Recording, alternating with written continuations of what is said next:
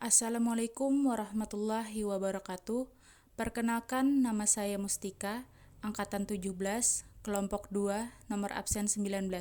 Pada kesempatan kali ini, saya akan menyampaikan mengenai Learning Jurnal Etika Publik.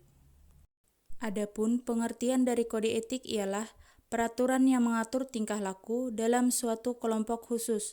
Sudut pandangnya hanya ditunjukkan pada hal-hal prinsip dalam bentuk ketentuan-ketentuan tertulis. Selanjutnya, terdapat 12 kode etik dan kode perilaku ASN berdasarkan Undang-Undang ASN Pasal 5. Yang pertama, melaksanakan tugasnya secara jujur, bertanggung jawab, dan berintegritas tinggi.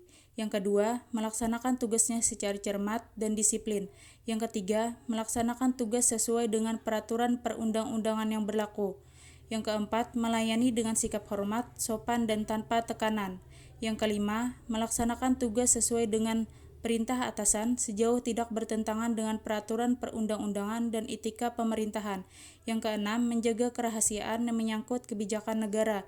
Yang ketujuh, menggunakan kekayaan dan barang milik negara secara bertanggung jawab, efektif, dan efisien.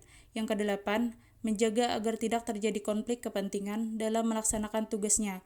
Yang kesembilan, memberikan informasi secara benar dan tidak menyesatkan kepada pihak lain yang memerlukan informasi terkait kepentingan kedinasan. Yang ke-10, tidak menyalahgunakan informasi intern negara, tugas, status, kekayaan, kekuasaan, dan jabatannya untuk mendapat atau mencari keuntungan atau manfaat bagi diri sendiri atau untuk orang lain. Yang ke-11, memegang teguh nilai dasar ASN dan selalu menjaga reputasi dan integritas ASN. Yang ke-12, melakukan ketentuan peraturan perundang-undangan mengenai disiplin pegawai ASN.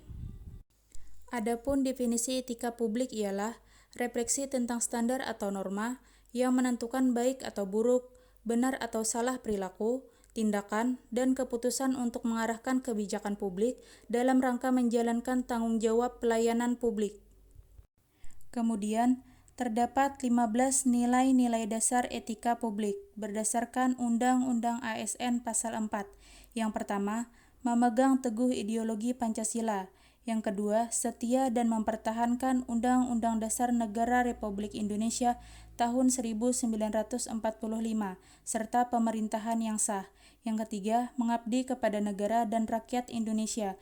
Yang keempat, menjalankan tugas secara profesional dan tidak berpihak. Yang kelima, membuat keputusan berdasarkan prinsip keahlian. Yang keenam, menciptakan lingkungan kerja yang non-diskriminatif. Yang ketujuh, memelihara dan menjunjung tinggi standar etika luhur. Yang kedelapan, mempertanggungjawabkan tindakan dan kinerjanya kepada publik. Yang kesembilan, memiliki kemampuan dalam melaksanakan kebijakan dan program pemerintah. Yang kesepuluh, memberikan layanan kepada publik secara jujur, tanggap, cepat, tepat, akurat, berdaya guna, berhasil guna, dan santun. Yang ke-11, mengutamakan kepemimpinan berkualitas tinggi. Yang ke-12, menghargai komunikasi, konsultasi, dan kerjasama. Yang ke-13, mengutamakan pencapaian hasil dan mendorong kinerja pegawai. Yang ke-14, mendorong kesetaraan dalam pekerjaan. Yang ke-15, meningkatkan efektivitas sistem pemerintahan yang demokratis sebagai perangkat sistem karir. Selanjutnya, terdapat lingkup etika publik. Ada 3 fokus utama dalam pelayanan publik, yakni yang pertama, pelayanan publik yang berkualitas dan relevan. Yang kedua, sisi dimensi reflektif. Etika publik berfungsi sebagai bantuan dalam menimbang pilihan sarana kebijakan publik dan alat evaluasi. Yang ketiga, modalitas etika, menjembatani antara norma moral dan tindakan faktual. Selanjutnya, pada dimensi etika publik. Yang pertama, dimensi kualitas pelayanan publik.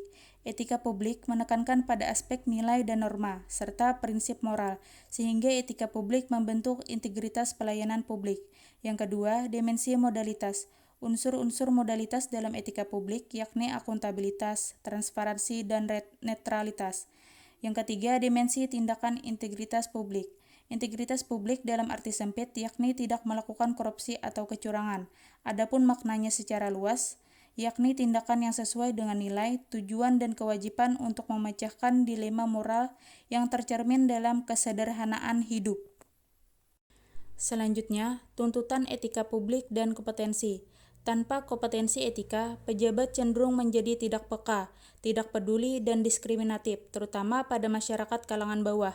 Etika publik merupakan refleksi kritis yang mengarahkan bagaimana nilai-nilai kejujuran, solidaritas, keadilan, kesetaraan, dan lain-lain dipraktikkan dalam wujud keprihatinan dan kepedulian terhadap kesejahteraan masyarakat atau kebaikan orang lain. Adapun perilaku pejabat publik, perlu adanya perubahan mindset dari seluruh pejabat publik. Perubahan mindset ini merupakan reformasi birokrasi yang paling penting, setidaknya mencakup 3 aspek penting, yakni yang pertama, perubahan dari penguasa menjadi pelayan. Yang kedua, perubahan dari wewenang menjadi peranan. Dan yang ketiga, menyadari bahwa jabatan publik adalah amanah yang harus dipertanggungjawabkan bukan hanya di dunia tapi juga di akhirat. Mungkin itu saja yang dapat saya sampaikan. Salah hilap mohon maaf. Semoga bermanfaat untuk kita semua. Saya akhiri. Wassalamualaikum warahmatullahi wabarakatuh.